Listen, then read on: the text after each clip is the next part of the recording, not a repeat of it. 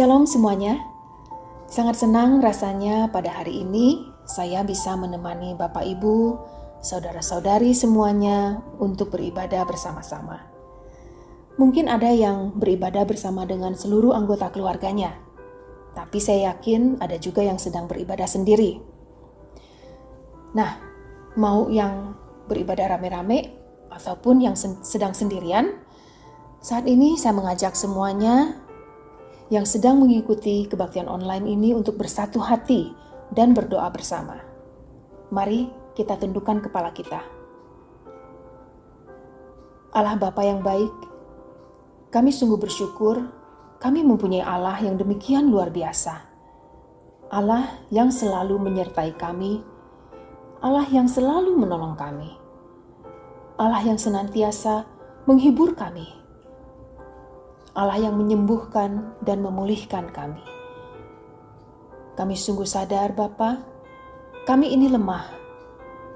Namun walaupun kami lemah, tapi kami memiliki Allah yang maha kuasa, yang menjadi sumber kekuatan kami. Saat ini kami berkumpul dan bersama-sama menaikkan rasa syukur dan terima kasih atas kasih-Mu yang begitu besar bagi kami. Terimalah kiranya pujian dan sembah kami hanya bagi-Mu. Dalam nama Tuhan Yesus, kami berdoa dan mengucap syukur. Amin.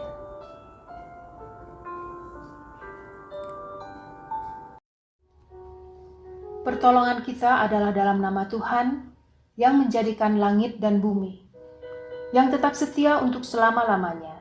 Turunlah atas kita sekalian anugerah dan damai sejahtera dari Allah Bapa dan Tuhan kita, Yesus Kristus. Amin. Rasanya sangatlah pantas kalau kita mengawali kebaktian ini dengan menaikkan pujian syukur dan terima kasih kepada Tuhan Allah kita. Kalau kita ada hari ini, itu karena anugerahnya, hanya karena kasihnya. Tidak mungkin kita bisa membalas atau membayarnya dengan cara apapun juga. Maka dari itu, dengan hati yang penuh syukur, mari kita angkat pujian ini. Ku ada sebab anugerah-Mu, ku ada karena kasih-Mu, Tuhan Yesus. Ku berterima kasih buat kasih-Mu.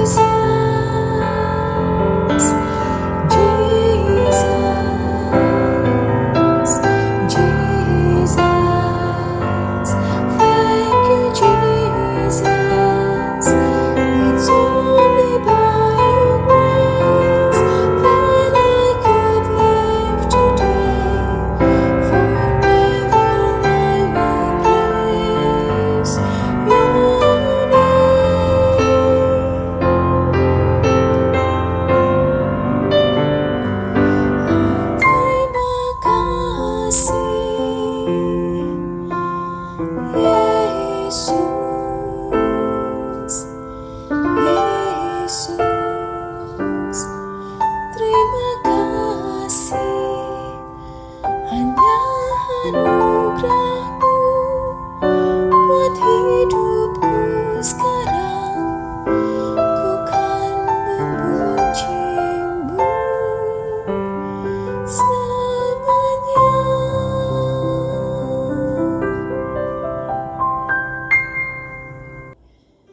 Mari kita bersama-sama membaca Alkitab yang diambil dari kitab Mazmur 13 ayat yang pertama sampai dengan ayat yang ke-6. Doa kepercayaan. Untuk pemimpin biduan, Mazmur Daud. Berapa lama lagi Tuhan, Kau lupakan aku terus-menerus? Berapa lama lagi Kau sembunyikan wajah-Mu terhadap aku? Berapa lama lagi aku harus menaruh kekhawatiran dalam diriku dan bersedih hati sepanjang hari? Berapa lama lagi musuhku meninggikan diri atasku? Pandanglah kiranya, jawablah aku, ya Tuhan Allahku. Buatlah mataku bercahaya, supaya jangan aku tertidur dan mati. Supaya musuhku jangan berkata, aku telah mengalahkan dia, dan lawan-lawanku bersorak-sorak apabila aku goyah. Tetapi aku, kepada kasih setiamu, aku percaya. Hatiku bersorak-sorak karena penyelamatanmu. Aku mau menyanyi untuk Tuhan, karena Ia telah berbuat baik kepadaku. Demikianlah firman Tuhan. Mari kita bangkit berdiri, kita akan mengakui iman kita di hadapan Tuhan. Pengakuan iman rasuli. Aku percaya kepada Allah, Bapa yang Maha Kuasa, Khalik langit dan bumi, dan kepada Yesus Kristus, Anaknya yang tunggal Tuhan kita, yang dikandung daripada Roh Kudus, lahir dari anak darah Maria, yang menderita sengsara di bawah pemerintahan Pontius Pilatus, disalibkan, mati dan dikuburkan, turun ke dalam kerajaan maut. Pada hari yang ketiga, bangkit pula dari antara orang mati, naik ke surga, duduk di sebelah kanan Allah, Bapa yang Maha Kuasa. Dan dari sana Ia akan datang untuk menghakimi orang yang hidup dan yang mati. Aku percaya kepada Roh Kudus, gereja yang kudus dan am, persekutuan orang kudus, pengampunan dosa, kebangkitan orang mati, dan hidup yang kekal. Amin. Sesaat lagi kita akan mendengarkan firman Tuhan yang akan disampaikan oleh Guru Injil Editan yang bertemakan kuasa Allah yang memberdayakan kita. Mari kita siapkan hati kita dengan bersama-sama menaikkan pujian ini.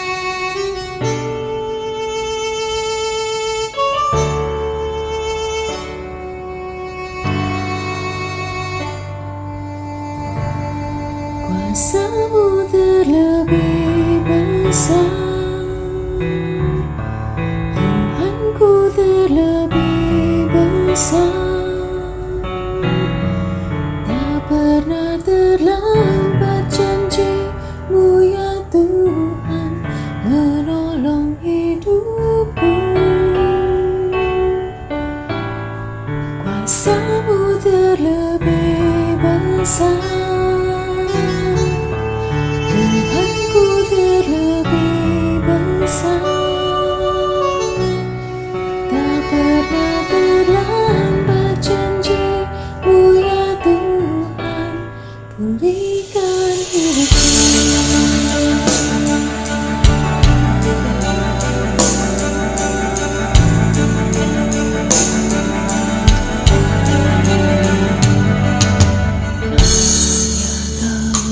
Tuhan penolong,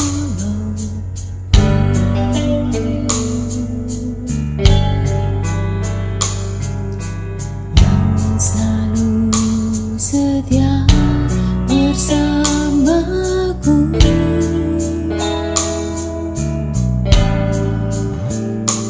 Kasih-Mu yang sanggup mengubah kehidupanku. Sungguh ku berserah,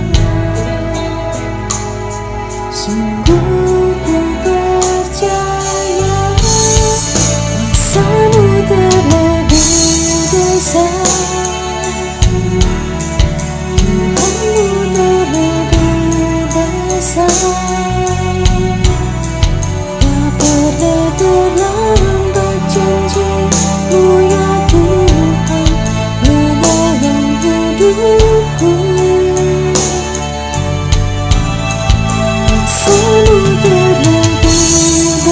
biasa. Aku terlebih besar, tak pernah terlambat janji-Mu ya Tuhan, pulihkan hidupku.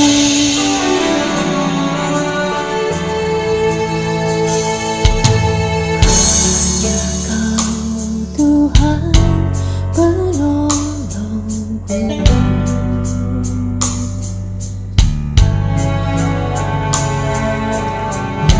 selalu setia bersamaku.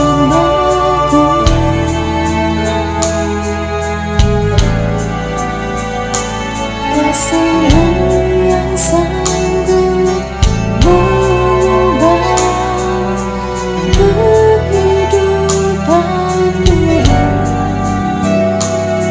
Sungguh ku berserah,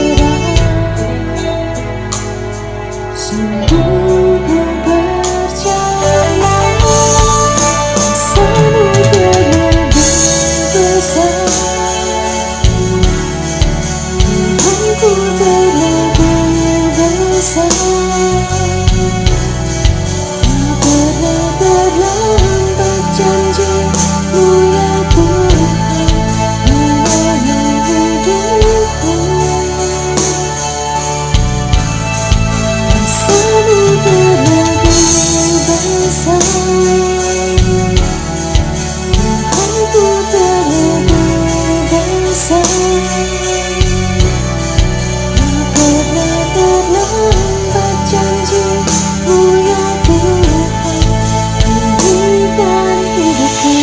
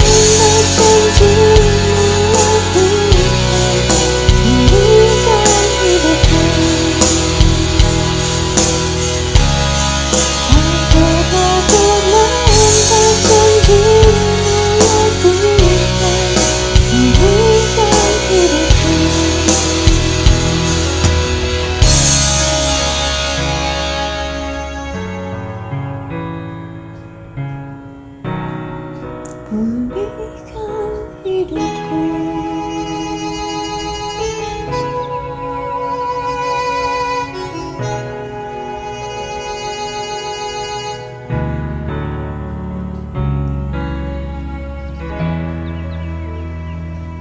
Selamat beribadah Bapak Ibu Saudara yang kasih Tuhan. Kita bersyukur kita masih bisa beribadah dalam Sabat ini. Dan mari sebelum kita membaca firman Tuhan, kita berdoa minta Tuhan menolong kita.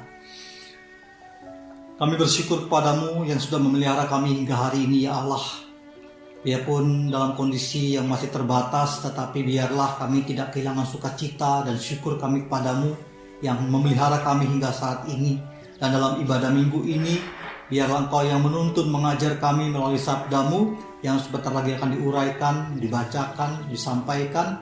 Biarlah hanya Roh Kudus yang boleh menggerakkan hambamu khususnya pada saat menyatakan isi hati Tuhan dan menguraikan apa yang sudah Engkau sabdakan. Kami tundukkan hati kami kepadamu di dalam nama Tuhan penebus kami Yesus Kristus. Kami berdoa dan bersyukur kepadamu. Amin. Bapak Ibu Saudara, pada kali ini kita akan merenungkan Kisah Para Rasul pasal 3 di bawah tema kuasa Allah yang memberdayakan kita. Kisah Para Rasul pasal 3 ayat pertama sampai ke 26 yang tadi sudah dibacakan oleh liturgis, dan kita akan melihat berbicara tentang memberdayakan. Bapak Ibu Saudara, kita seringkali mengira bahwa Tuhan akan mengadakan mukjizat untuk menolong kita dan selalu, padahal tidak. Dan kali ini kita akan melihat sebetulnya dalam banyak kasus kenapa Allah mengizinkan mukjizat terjadi, sedangkan di kasus yang lain ketika orang begitu berdoa untuk sebuah mukjizat Allah tidak melakukannya seperti yang kita inginkan, meskipun tetap jalan keluar yang Allah sediakan adalah sebuah mukjizat juga, tentu dengan cara Allah bukan dengan cara kita, dan pada waktu Allah dan bukan pada waktu kita. Kisah Rasul pasal 3 itu dimulai pada jam sembahyang ketika orang banyak yang berkumpul di Yerusalem bersembahyang bersama di bait suci. Dan pada waktu itu Petrus dan Yohanes datang berbarengan untuk sembahyang. Pada ayat 1 dicatat pada pukul 3. Jadi semacam memang orang Yahudi punya kebiasaan berdoa sehari 3 kali di bait suci, ya, mirip dengan sholatnya orang Islam. Jadi mereka pergi ke bait Allah, dan sebagaimana biasa di sana itu pada jam-jam menjelang sembahyang selalu banyak tukang minta-minta berdiri di pelataran paling luar dari bait Allah, mengharapkan orang-orang beragama itu mau bersedekah dengan mereka, ya, dan mereka berpikir orang kalau pasti sembahyang akan mengumpulkan banyak pahala, dan salah satu pahalanya tentu bersedekah. Itu sebabnya musim-musim ibadah seperti kalau di Indonesia itu bulan puasa, kita akan lihat begitu banyak pengemis musiman yang mulai beroperasi. Begitu juga di bait Allah ada kelompok pengemis yang memang tiap-tiap hari berada di situ untuk mengemis. Dan tidak terkecuali Petrus dan Yohanes pun harus berhadapan dengan para pengemis. Ya. Dan menarik sekali bahwa dicatat di situ ada seorang laki-laki yang lumpuh sejak lahir sehingga harus diusung. Jadi tiap-tiap hari orang, ya, entah tetangganya mungkin tak keluarganya menaruh dia di situ untuk mengemis, dan nanti kalau sore atau malam setelah tidak ada lagi jam ibadah, jam sembahyang, pengemis itu dijemput dibawa pulang. Jadi ada pemberdayaan pengemis di situ. Dan hidup pengemis itu berubah, Bapak Saudara, pada hari itu ketika mereka berjumpa dengan dua rasul ini, Petrus dan Yohanes. Dan dimulai dari sebagaimana biasa dicatat dalam Kisah Para Rasul pasal 3, ya, bahwa pengemis itu meminta sedekah juga kepada Petrus dan Yohanes. Ketika orang itu melihat bahwa Petrus dan Yohanes hendak masuk ke bait Allah, ia meminta sedekah. Tapi yang Petrus dan Yohanes lakukan adalah melihat dia, dan Petrus langsung menjawab, ya, perhatikan kami sekarang. Karena namanya pengemis, dia acak aja minta, dan Petrus meminta pengemis yang sudah lumpuh sejak lahir itu untuk fokus padanya. Lihat pada kami nggak punya uang. Tapi saudara, seringkali dalam kehidupan kita yang menjadi kalut, bingung, dan kita seperti orang yang tersesat. Dan celakanya orang tersesat itu membabi buta sebagaimana pengemis. Dia akan mengacak saja, membabi buta, meminta pada siapa aja. Jadi sangat mungkin pengemis yang lumpuh sejak lahir ini, dia meminta kepada Petrus, tapi matanya kepada yang lain, sambil lihat-lihat mana yang kira-kira berpotensi untuk memberi uang dan mana yang nggak bakal ngasih uang, begitu. Itu sebabnya Petrus meminta kepada pengemis yang lumpuh sejak lahir ini, lihatlah kepada kami. Sekarang fokus pada kami. Nah, pengemis itu karena disuruh begitu, dia berpikir, wah, ini ada dermawan yang akan memberinya uang. Tapi jawaban Petrus pada kalimat pertama mengecewakan sekali. Karena Petrus berkata seperti ini kepada pengemis itu. Emas dan perak tidak ada padaku. Aku nggak punya uang. Temanku juga enggak. Kira-kira seperti itu kalau di era kita ya, makna dari emas dan perak tidak ada padaku. Mungkin sebagai pengemis dia tanya, loh kalau kamu nggak punya uang terus mau apa? Gitu. Doa. Gitu. Kalau seandainya mungkin pengemis itu akan bergumul, berdialog dengan hatinya. Ini orang kalau cuma mau bilang akan doakan ya percuma. Gitu loh. Berdoa aku bisa, tapi doa tidak bisa membeli roti, doa tidak bisa membeli obat, doa tidak bisa membeli baju, doa juga tidak bisa membayar orang-orang yang mungkin ada yang dibayar untuk mengusung dia setiap hari pulang pergi dari rumah ke bait Allah. Tapi Petrus melanjutkan, tetapi kata Petrus, ini yang aku punya dan aku akan berikan kepadamu. Uang aku tidak punya, tapi ini aku punya. Apa yang Petrus punya? Dalam nama Yesus Kristus orang Nazaret itu, berjalanlah. Bapak Ibu Saudara, ini sebuah kisah penyembuhan di mana Petrus secara langsung melakukan pelayanan penyembuhan. Dan bukan sebuah kisah yang kebetulan bahwa Petrus berhenti di situ. Karena ada satu misi yang Petrus bawa, dan sangat mungkin Bapak Ibu Saudara bahwa ketika Petrus dan Yohanes masuk ke bait Allah untuk berdoa, salah satu misi mereka adalah memberitakan Injil di situ. Tapi mereka tidak tahu bagaimana cara memulainya, karena di dalam bait Allah adalah orang-orang yang beragama. Meskipun orang-orang sebetulnya tidak mengenal Allah, mereka hanya menjalankan rutinitas beragama, bersembahyang, tanpa punya iman, tanpa punya kesadaran tentang Allah di dalam jiwa mereka.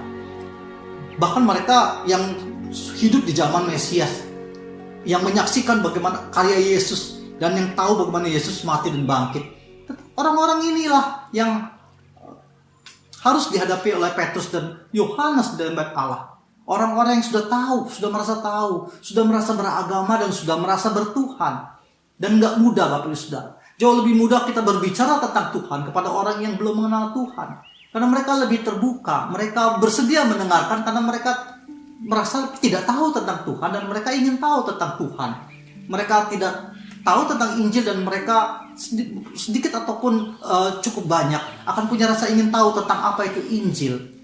Tetapi kepada orang-orang beragama di bait Allah, tidak ada peluang sedikit untuk berbicara tentang agama, tentang Tuhan. Karena semua orang di situ beragama. Karena memang tujuan mereka datang ke bait Allah adalah bersembahyang. Mari kita memaknai dalam kehidupan kita. Kita seringkali seperti pengemis itu. Kita adalah orang tidak berdaya yang di bait Allah. Sementara orang bersembahyang, kita tidak bersembahyang. Kita mencari nafkah di situ. Kita mengemis di situ. Kita bergantung kepada orang di situ. Kita memanfaatkan bait Allah. Kita memanfaatkan orang-orang yang beribadah. Kita memanfaatkan tempat itu untuk kebutuhan atau kepentingan kita. Dan tidak ada urusan sama sekali dengan iman maupun Allah. Mungkin sebagai pengemis kita lebih fasih karena kita adalah bukan pengemis seperti pengemis lumpuh sejak lahir ini. Tapi seringkali mentalitas kita beragama adalah mentalitas pengemis yang doa-doa kita hanya melulu meminta. Doa-doa kita adalah doa-doa yang melulu menuntut kepada Allah. Itu sebabnya banyak sekali orang Kristen yang bertahun-tahun menjadi Kristen tapi tidak pernah berdaya. Tidak pernah menjadi seorang Kristen yang empower. Yang hidupnya mengalami kuasa Allah yang tegar, yang tangguh dalam kehidupan. Kita sudah tidak memiliki lagi figur-figur seperti Yusuf ketika menghadapi istri Potifar. Kita tidak lagi memiliki figur-figur seperti Musa, Ayub, Nuh yang tangguh berdiri demi imannya, setia dan menghormati Allah pada zaman di mana orang-orang di sekitarnya tidak menghormati Allah meskipun mungkin beragama sekali. Bapak Saudara, ini kasih Tuhan, apa yang Allah ingin mau di dalam Injil adalah memberdayakan kita. Sebagaimana Paulus dengan coba lebih tegas ketika berbicara Injil dalam Roma pasal yang 1 ayat yang ke-16 dan 17. Ya, Paulus berkata, sebab aku mempunyai keyakinan yang kokoh dalam Injil, karena Injil adalah kekuatan Allah. Sekali lagi, karena Injil adalah kekuatan Allah yang apa? Yang menyelamatkan setiap orang percaya. Pertama-tama orang Yahudi, tapi juga orang Yunani. Sebab di dalamnya nyata kebenaran Allah yang bertolak dari iman dan memimpin kepada iman, seperti ada tertulis, orang benar akan hidup oleh iman. Ketika Pak Paulus berbicara tentang kekuatan Allah, kata kekuatan itu yang dipakai adalah dunamis, satu kekuatan besar, ya, yang kemudian belakangan menjadi akar kata dari kata dinamit, ya, bom pertama yang dibuat oleh manusia. Bapak saudara, seharusnya sebagai seorang yang percaya pada Allah di dalam Kristus dan di dalam anugerah Injil itu, kita boleh menjadi orang-orang yang berdaya. Tetapi mengapa kita menjadi orang justru tidak berdaya meskipun kita sudah di dalam anugerah? Karena kita masih punya mental pengemis. Biarlah orang yang lumpuh sejak lahir ini menjadi sebuah perumpamaan bagi kita yang dari sejak awal itu sudah berdosa. Kita tidak punya harapan. Dan jangan sampai kita menjadi orang berdosa yang datang ke rumah Allah, ke dalam gereja, hanya untuk mengemis anugerah, mengemis belas kasihan, mengemis banyak hal. Yang kita cari hanya kepentingan kita, kebutuhan kita, dan kita lupa bahwa kita datang ke bait Allah, ke rumah Allah adalah untuk beribadah kepada Allah. Apapun kondisi kita, bagaimanapun situasi yang Allah izinkan kita alami. Tapi pada satu ketika, sangat mungkin pengemis ini berbeda dari pengemis-pengemis lain yang biasa di situ, berbeda dengan rekan-rekan seprofesinya di bait Allah itu. Sangat mungkin pengemis ini sebetulnya sangat ingin tidak menjadi pengemis. Dia ingin bekerja sebagaimana layaknya orang bekerja. Tapi pada zaman itu, cacat adalah sebuah kondisi di mana tidak ada satu orang pun mau mempekerjakan. Kita bersyukur bahwa kita hidup di zaman yang sekarang di mana penyandang disabilitas, orang cacat bisa berkarya, bisa bekerja asal mereka mau. Bahkan kita hidup di zaman di mana orang-orang sehat pun juga lebih memilih jadi pengangguran demi mempertahankan gengsi ketimbang bekerja dengan gaji kecil.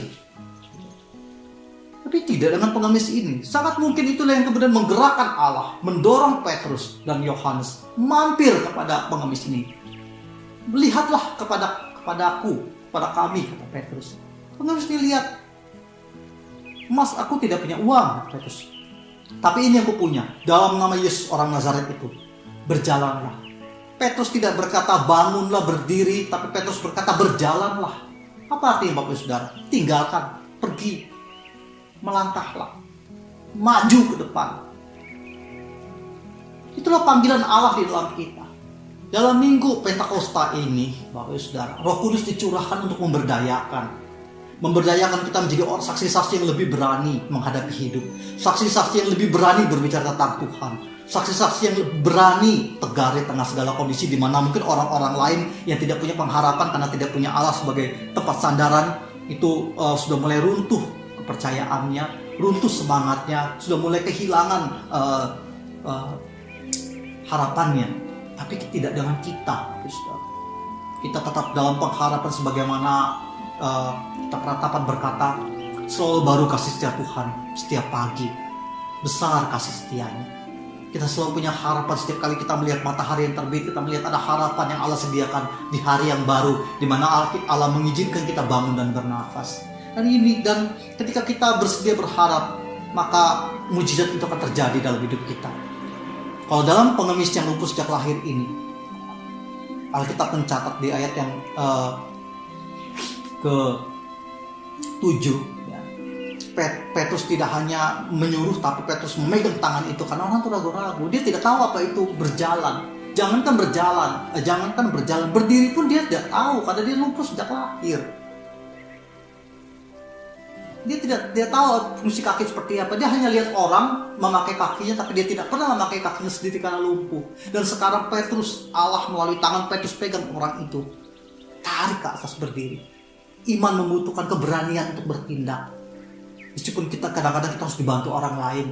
Seringkali Tuhan mengirim orang-orang yang kita tidak sangka untuk mendorong kita, untuk mengingatkan kita, untuk menarik tangan kita supaya kita bangkit. Karena sebetulnya kita mampu ketika Tuhan berkata bangkit. Sudah ada kuasa Tuhan. Hanya Tuhan tinggal menunggu respon kita, tindakan kita.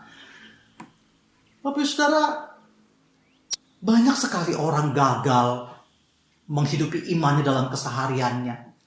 Padahal sebetulnya iman itu seharusnya memberdayakan dia. Memberdayakan adalah membuat orang memiliki kemampuan, memiliki semangat, memiliki daya tahan. Berdaya itu memang berasal dari kata power, kuat. Jadi secara simpel kita bisa berkata Allah ingin memperkuat kita atau menguatkan kita, menjadikan kita orang yang kuat.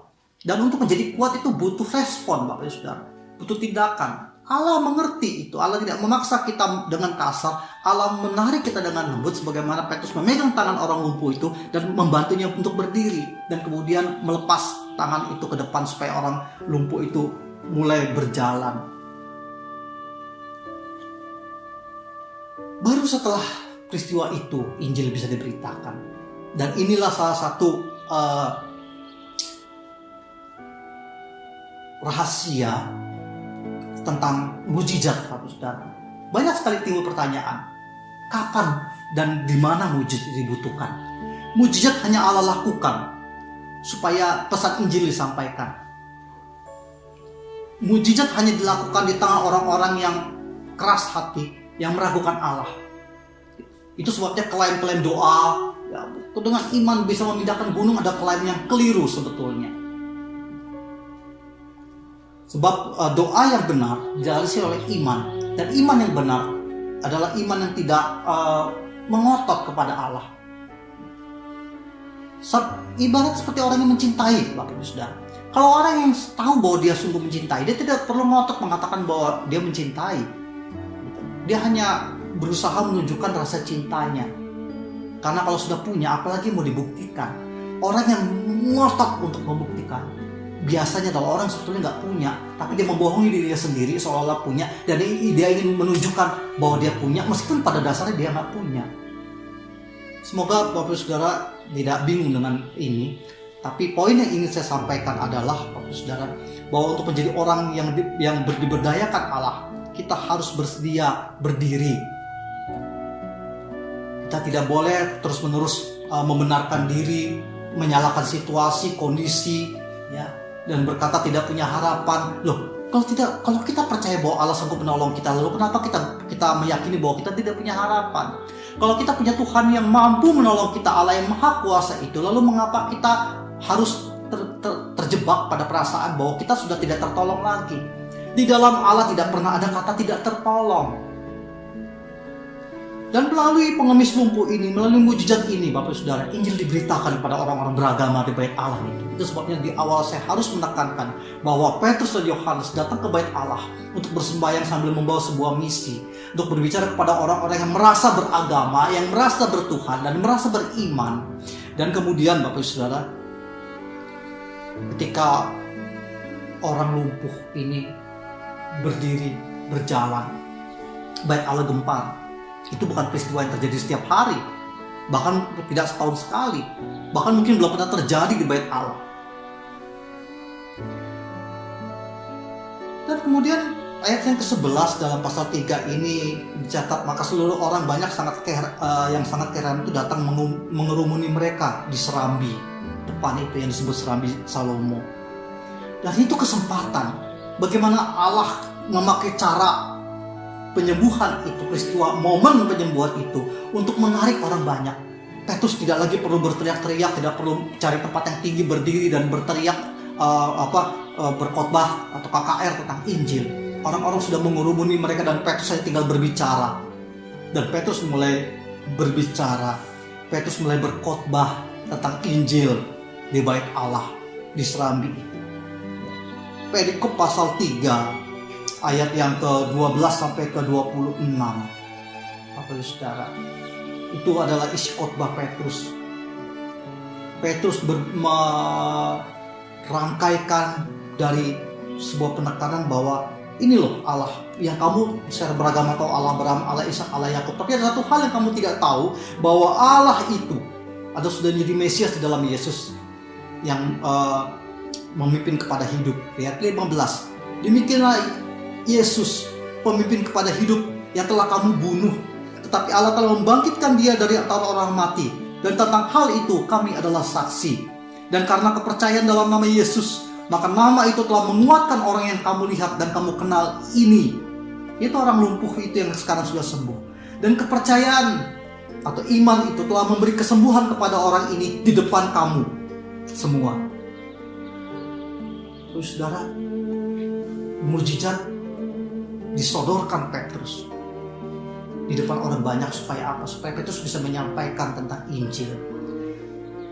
Jadi Bapak Ibu Saudara, seringkali mujizat itu memang dilakukan hanya untuk menyatakan Allah kepada orang-orang yang degil hati, orang-orang yang memang tidak bisa diajar. Jadi alangkah lucunya kalau kita menuntut mujizat, sementara kita merasa bahwa kita adalah murid Kristus yang sebetulnya sudah harus punya jiwa yang bisa diajar. Mujizat kepada kita bukannya tidak ada, tetapi bentuknya tidak mungkin kita yang mengatur. Kita mungkin merasa ini yang saya butuhin dan Allah harus memenuhinya. Tetapi Bapak Ibu Saudara yang dikasih Tuhan, Allah bukan manusia. Sebagaimana kita mencatat bahwa setinggi langit dari bumi, demikian tingginya rancanganku, kata Tuhan, daripada rancanganmu. Jadi kita tidak bisa kemudian memaksakan mujizat, memaksakan doa-doa kita untuk meminta mujizat. Kalau kita betul-betul beriman kepada Allah, mari kita melihat mujizat itu justru dengan kacamata iman di dalam hati kita. Bahwa mujizat itu tidak perlu spektakuler seperti orang lumpuh sejak lahir dan berjalan. Mungkin ada di antara kita yang mengalami itu meskipun dalam bentuk yang berbeda. Dulu dari sejak lahir kita tidak pernah mengenal kebenaran. Kita tidak tahu menuntun kepada jalan kedamaian, kebahagiaan. Kita tidak mengenal pengampunan, kita tidak mengenal kasih tanpa pamrih. Kita tidak mengenal pengabdian atau pelayanan kepada sesama. Kita tidak mengenal apa namanya kebaikan yang tulus. Tetapi di dalam iman Kristen yang di dalamnya ada pertobatan dan kemudian pertumbuhan rohani di dalam Kristus, kita tahu tentang pengampunan, tentang pengabdian, tentang ketulusan, kesungguhan, kesetiaan, ketabahan, ketekunan. Kita mengenal itu, menjalani itu semua dengan Allah yang bersama dengan kita, dengan Yesus sang Immanuel itu. Itu yang Petrus sampaikan dalam khotbahnya. Kabar baik itu adalah Yesus yang kamu bunuh itu akan memimpin kamu pada hidup karena dia bangkit, dia tidak mati. Kamu beragama ya, tapi Tuhan seperti apa yang kamu sembah? Dan sekarang ada Allah yang bukan hanya sekedar menuntut kamu beribadah kepadanya dalam ritual, tetapi Allah yang menggantikan semua korban-korban yang selama ini harus kita persembahkan sebagai hanya sebuah simbol. Tetapi apa yang Yesus lakukan di salib lebih daripada sebuah simbol. Yesus melakukan tindakan final. Dia menanggung dosa, membayarnya. Dan kita mengenal kata menanggung dan membayar akibat dosa itu sebagai dengan kata menebus. Jadi Bapak Saudara, Allah ingin memberdayakan kita. Allah ingin kita berjalan, bukan hanya sekedar berdiri. Kita yang tidak berdaya, bahkan sejak lahir, yang tidak pernah mengenal berdiri karena lumpuh, yang jiwa kita tidak pernah mengenal berhasil karena kita mungkin merasa kita adalah pecundang sejak dulu, kita tidak sama seperti orang yang lain, kita tidak punya kesempatan yang baik seperti anak-anak yang lain, kita tidak punya usaha, milik, materi, prestasi, bakat yang sespektakuler orang yang lain. Mungkin kita tidak seperti itu. Tetapi izinkan saya mengingatkan bahwa ketika Tuhan Yesus berbicara tentang karunia dalam perumpamaan tentang talenta, Tuhan tidak berbicara dan ada orang yang tidak dikasih apapun. Tidak, Bapak Saudara. Tuhan bicara dikasih 5, ada yang dikasih 2, ada yang dikasih 1. Semua dikasih. Ketiga hamba ini adalah gambaran kita. Jadi kita tidak bisa berdalih bahwa saya tidak punya apa-apa. Izinkan saya menutup perenungan kita tentang Allah yang ingin memberdayakan kita, Allah yang ingin kita bukan hanya berdiri tapi berjalan, Allah yang mampu melakukan mujizat itu dengan mengubah kehidupan kita menjadi dari orang yang berdosa menjadi orang yang taat kepada Allah, dari orang yang merasa tidak apa-apa, tidak tahu jalan keluar, dan Allah menyediakan jalan keluar itu dengan cara yang seringkali kita tidak duga. Dari kita yang tidak peduli kepada orang, yang tidak pernah belajar pengampunan dan membiarkan jiwa kita dirusak oleh kebencian, kemarahan, keegoisan, dan kemudian di dalam Kristus Allah memindahkan kita, Allah memberdayakan kita menjadi orang yang berbeda, orang yang kuat, yang dimana punya kemampuan ilahi untuk mengampuni, untuk mengabdi, untuk bermurah hati. Di dalam keberdayaan itu, Bapak Saudara, tidak dibutuhkan banyak, bahkan 1 talenta pun yang Tuhan percayakan. Itu cukup kalau kita bersedia mengembangkannya. Satu kali sebagai seorang mahasiswa praktek, saya pernah ditempatkan di sebuah kota kecil di Cirebon, praktek 2 bulan. Dalam satu perkunjungan, saya kebagian mengunjungi seorang ibu tua, Bapak Ibu Saudara. Dia rajin sekali ke gereja. Saya bersyukur bahwa gereja itu meskipun ibu-ibunya banyak, tapi seperti yang saya khawatirin kadang-kadang takut salah ngomong ya, tapi saya bersyukur 2 bulan saya tidak pernah dengar atau dapat kesan yang lain itu mempermasalahkan ibu ini, karena ibu ini nyaris tidak pernah ganti baju. Dia, seingat saya, hanya punya 2 baju yang dia pakai bergantian untuk ke gereja, dan kadang-kadang baju yang sama hari Minggu ya mungkin dia cuci dulu, hanya dipakai minggu depan kalau dia lupa untuk menggantinya dengan baju yang satu lagi. Jadi selama 2 bulan itu kurang lebih 8 minggu berikut dengan kebaktian doa pagi gitu ya. Jadi kurang lebih ada 16 pertemuan, saya melihat ibu itu ya dengan 2 baju itu, kalau nggak baju A ya baju B, cuma itu. Dia ditinggal oleh 2 anaknya, tidak pernah diurus, dikasihani oleh tetangga dan kemudian dibantu oleh jemaat melalui diakonia, tapi ibu itu bersikeras tidak mau dibantu, dia berjualan sayur di pasar. Bapak Saudara, pertanyaannya apa yang ibu ini bisa kasih di gereja? Bahasa paling praktisnya seperti itu adalah kalau kita mau bicara tentang pelayanan, ibu ini bisa kasih apa? Dan Bapak Ibu Saudara tahu, ibu ini adalah seorang yang pertama ada seorang pendoa syafaat. Dia terkenal sekali, suka mendoakan. Bahkan kadang-kadang ya, orang yang cukup mengenal dia, yang bersedialah menengok sedikit bahwa ada saudaranya seiman di gereja itu ibu ini. Ibu ini adalah seorang yang kalau bicara, Bapak Ibu Saudara, meneduhkan sekali. Ada satu kerohanian yang nyata dari ibu ini. Pada konteks di mana orang-orang lebih menghormati orang yang berpenampilan palente datang ke gereja bawa mobil, pengusaha kaya berduit atau punya posisi atau punya jabatan di gereja. Ibu ini dihormati orang bukan karena itu semua. Ibu ini dihormati orang karena imannya dalam kesederhanaannya. Bahkan mungkin tepatnya bukan kesederhanaan, dalam kemiskinan yang sangat. Persembahannya tidak besar, tapi doanya luar biasa. Bagi pendeta penginjil, bagi kami waktu itu ada 3 mahasiswa praktek berbarengan dari 3 STT. Dan saya ingat waktu itu saya harus besuknya bukan di rumah. Rumahnya itu hanya sebuah kios bekas yang diberikan kepada dia tinggal oleh seorang yang baik hati, memberikan petak halaman rumahnya yang dulu ada kios, dan kios itu diperbaiki sedikit, dibangunkan WC darurat. Ibu tua itu tinggal di situ, hidup dengan berjualan sayur di pasar kecil di dekat situ, saudara.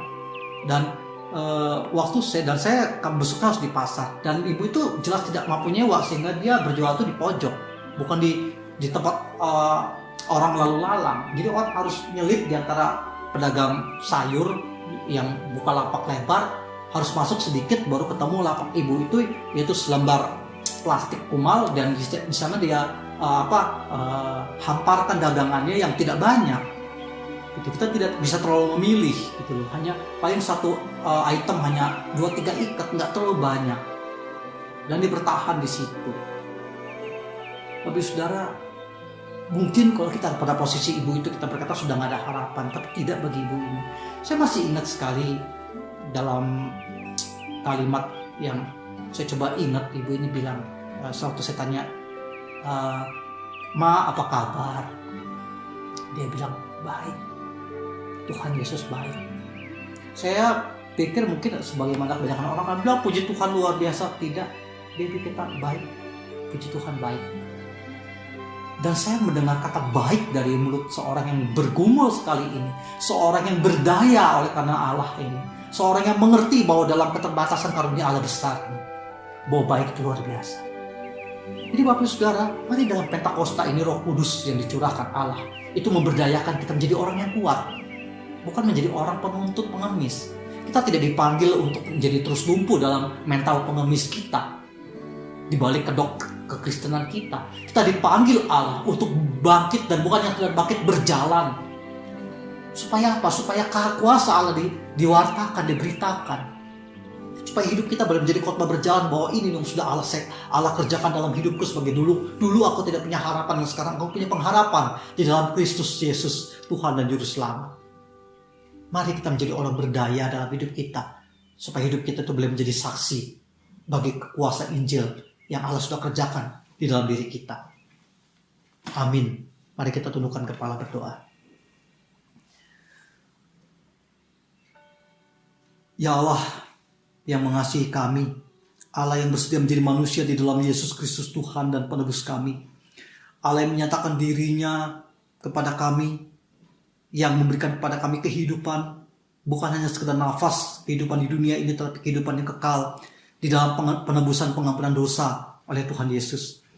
Biarlah Engkau sendiri ya Tuhan yang boleh memampukan kami, dan ampuni dan tolong kami kalau selama ini kami lebih suka hidup dalam zona aman kami, lebih suka memilih kepura-puraan kami dalam beragama, seolah-olah kami sudah memiliki Tuhan, sudah memiliki iman.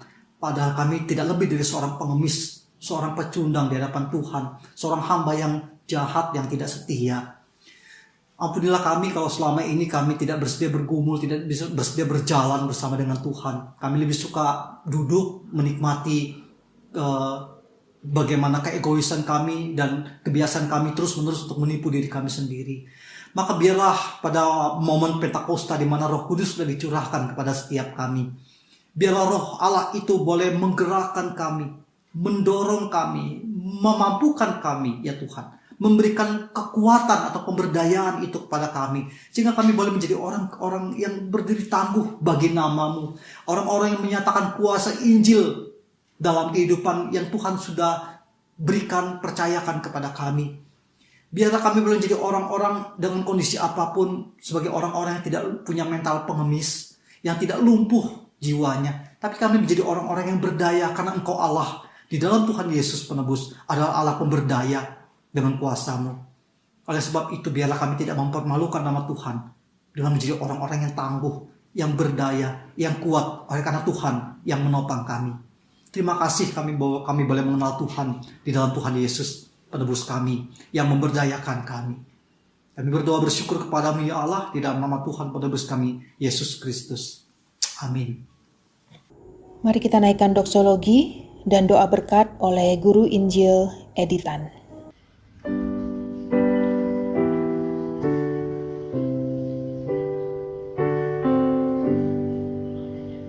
Puji Allah Bapa Putra, puji Allah Roh Kudus, ketiganya yang esa, pohon sangat sumber berkat.